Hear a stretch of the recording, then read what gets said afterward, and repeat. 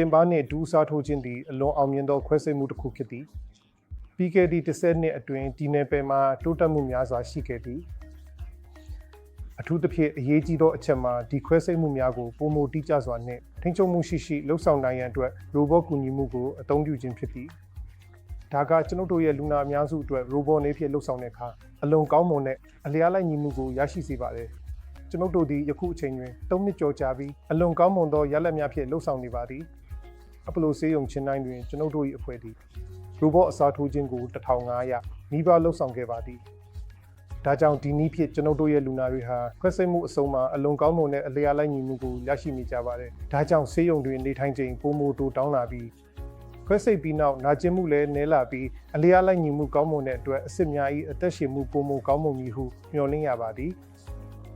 ဒါကြောင့်ခြေထောက်နှင့်ဒူးပြဿနာရှိသောလူနာအလုံးသည်ခွဲစိတ်မှုလိုအပ်ကြောင်းမဟုတ်ပါ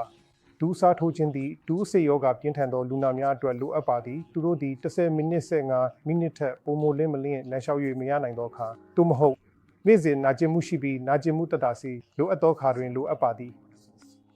အဲ့ဒီအဆင့်ကိုရောက်လာတဲ့အခါခွဲစိတ်မှုကိုစဉ်းစားရပါမည်ဒီအဆင့်မရောက်မီမှာတော့လှုပ်ရှားမှုပြောင်းလဲခြင်းကိုလေးချိန်လျှော့ချခြင်းစေဝါများနှင့်အားကစားလေ့ကျင့်ခန်းများပါဝင်သောရုပ်ပိုင်းဆိုင်ရာကုထုံးများဖြင့်အလွန်ကောင်းစွာစီမံခန့်ခွဲနိုင်ပါသည်